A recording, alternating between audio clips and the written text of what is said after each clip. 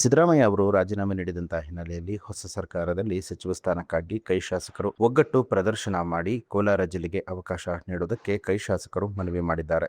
ದೆಹಲಿಯಲ್ಲಿ ಎಐಸಿಸಿ ಅಧ್ಯಕ್ಷರಾದ ಮಲ್ಲಿಕಾರ್ಜುನ ಖರ್ಗೆ ಅವರನ್ನ ಬಂಗಾರಪೇಟೆ ಶಾಸಕರಾದಂತಹ ಎಸ್ಎನ್ ನಾರಾಯಣಸ್ವಾಮಿ, ಕೋಲಾರ ಶಾಸಕರಾದ ಕೊತ್ತೂರು ಮಂಜುನಾಥ್, ಮಾಲೂರು ಶಾಸಕರಾದ ಕೆವೈ ನಂಜೇಗೌಡ, ಎಂಎಲ್ಸಿ ಅನಿಲ್ ಕುಮಾರ್ ಅವರು ಭೇಟಿಯಾಗಿ ಮನವಿಯನ್ನ ಸಲ್ಲಿಸಿದ್ದಾರೆ. ಈ ಬಾರಿ ಕೋಲಾರ ಜಿಲ್ಲೆಗೆ ಸಚಿವ ಸ್ಥಾನ ನೀಡುವಂತೆ ಮನವಿ ಪತ್ರದಲ್ಲಿ ಎಲ್ಲ ಕೈ ಶಾಸಕರು ಮುನಿಸು ಮರೆತು ಒಗ್ಗಟ್ಟು ಪ್ರದರ್ಶನ ಮಾಡಿದ್ದಾರೆ. ಶಾಸಕರಾದ ಎಸ್ಎನ್ ನಾರಾಯಣಸ್ವಾಮಿ ಅವರಿಗೆ ಸಚಿವ ಸ್ಥಾನ ನೀಡುವಂತೆ ಬೆಂಬಲಿಗರು ಒತ್ತಾಯ ಮಾಡಿದ್ದು, 3 ಬಾರಿ ಗೆದ್ದಿರುವಂತಹ ಶಾಸಕ ನಾರಾಯಣಸ್ವಾಮಿ ಅವರಿಗೆ ಸಚಿವ ಸ್ಥಾನ ನೀಡಲು ಬೆಂಬಲಿಗರು ಆಗ್ರಹಿಸಿದ್ದಾರೆ.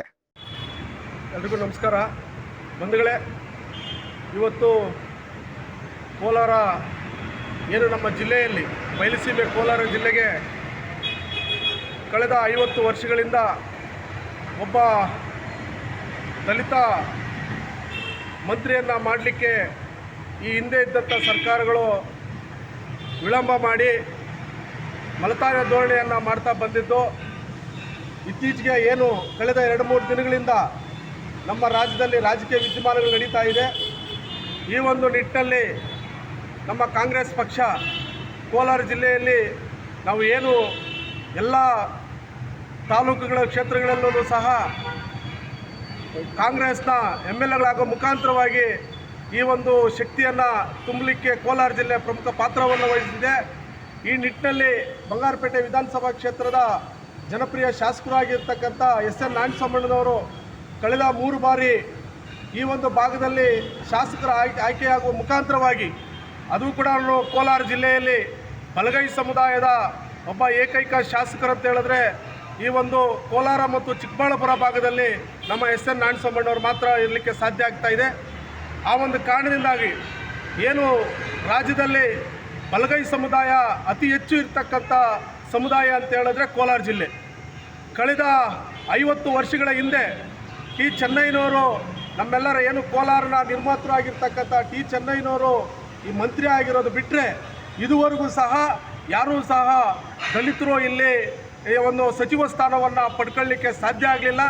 ಹಾಗಾಗಿ ಈ ಒಂದು ಸಚಿವ ಸಂಪುಟದಲ್ಲಿ ನಮ್ಮ ನಾಯಕರು ಆಗಿರ್ತಕ್ಕಂಥ ಎಸ್ಎನ್ ನಾರಾಯಣಸ್ವಾಮಿಯವರನ್ನು ಮಂತ್ರಿಯನ್ನಾಗಿ ಮಾಡಬೇಕು ಅಂತೇಳಿ ಬಲಗೈ ಸಮುದಾಯದ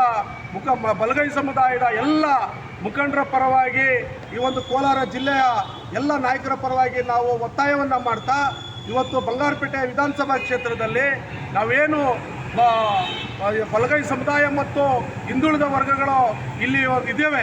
ಇಲ್ಲಿ ಮುಸ್ಲಿಮರಾಗಿರ್ಬೋದು, ದಲಿತರಾಗಿರ್ಬೋದು, ಕ್ರಿಶ್ಚಿಯನ್ಸ್ ಆಗಿರ್ಬೋದು, ಒಕ್ಕಲಿಗರಾಗಿರ್ಬೋದು, ಎಲ್ಲರೂ ಸಹ ಎಲ್ಲ ಸಮುದಾಯಗಳು ಒಗ್ಗಟ್ಟಿನಿಂದ ನಮ್ಮ ನಾಯಕರನ್ನು ಆಯ್ಕೆ ಮಾಡಿ 3 ಬಾರಿ ಆಯ್ಕೆಯನ್ನು ಮಾಡಿ ಅಭಿವೃದ್ಧಿಯತ್ತ ಇವತ್ತು ಕೊಂಡೊಯ್ತಾ ಇದ್ದಾರೆ.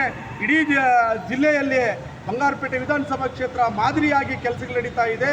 ಇಡೀ ರಾಜ್ಯದ ಮಟ್ಟದಲ್ಲಿ ಕೆಲಸ ಮಾಡಬೇಕಂತ ಹೇಳಿದ್ರೆ ಇವತ್ತು ನಮ್ಮ ನಾಯಕರನ್ನು ಒಂದು ಸಚಿವ ಸಂಪುಟದಲ್ಲಿ ಮಂತ್ರಿಯನ್ನಾಗಿ ಮಾಡಿದ್ರೆ ಅವರ ಒಂದು ದೂರದೃಷ್ಟಿ ಇಡೀ ರಾಜ್ಯಕ್ಕೆ ಒಂದು ಪರಿಸ್ಥಿತಿಯಲ್ಲಿ ಅಭಿವೃದ್ಧಿ ಕೆಲಸಗಳಲ್ಲಿ ಅವರ ಒಂದು ಏನು ಅವರ ದೂರಾಲೋಚನೆ ಇದೆಯೋ ಅದು ಈ ರಾಜ್ಯಕ್ಕೆ ಈ ಕೋಲಾರ ಜಿಲ್ಲೆಗೆ ಮಾತ್ರ ಸೀಮಿತ ಆಗದೆ ರಾಜ್ಯಕ್ಕೂ ಕೂಡ ಸೀಮಿತ ಆಗಲಿ, ಅಭಿವೃದ್ಧಿಯತ್ತ ಅವರು ಕೊಂಡೊಯ್ಯಲಿ.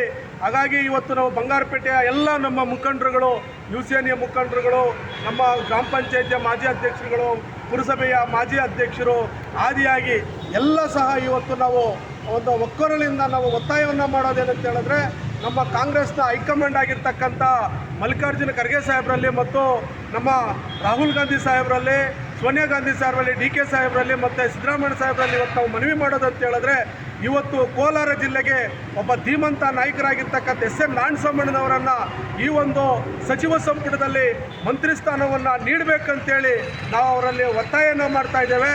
ಪ್ರಮುಖ ಪಾತ್ರವನ್ನು ಈ ಜಿಲ್ಲೆಯಲ್ಲಿ ಏನು ದಲಿತ ಸಮುದಾಯ ಇದೆ, ದಲಿತ ಸಮುದಾಯ ಪ್ರಮುಖ ಪಾತ್ರವನ್ನು ವಹಿಸಿ ಈ ಒಂದು ಕಾಂಗ್ರೆಸ್ ಪಕ್ಷದಲ್ಲಿರ್ತಕ್ಕ ಎಲ್ಲ ಶಾಸಕರ ಆಯ್ಕೆಗೆ ಕಾರಣೀಭೂತರಾಗಿದ್ದಾರೆ.